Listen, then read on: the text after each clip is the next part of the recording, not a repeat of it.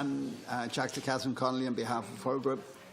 Agus ara ba watlam others atá muid country faoi Seirbhísí do ceantar túthe agus go bhfuil sé rintin agah na ceantar túthe a hábháil le córas leathanmhanda lámh amháin an lámh eile tá scris á dhéanamh agah le Seirbhísí agus tá méid country ceantar túthe i Ngalia agus go háirithe I neisceart ngeala agus tá dearra cura le Fisiteiripe, Seirbhísí Fisiteiripe an talamh, tá dearra cura le Aláin Seirbhísí eile mar hampla oibrií sóisialta agus má ceiste nniu, má tá sibh I náríre faoi Seirbhísí do ceantar túthe.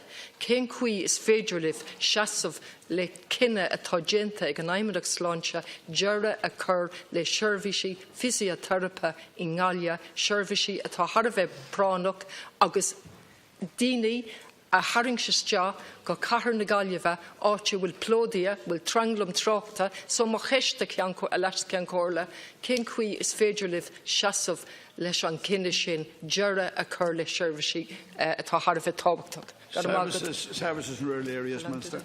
Fortunately, I'm not briefed on the physiotherapy services in Galway. I'll have to ask the Minister to get back to Deputy Connolly.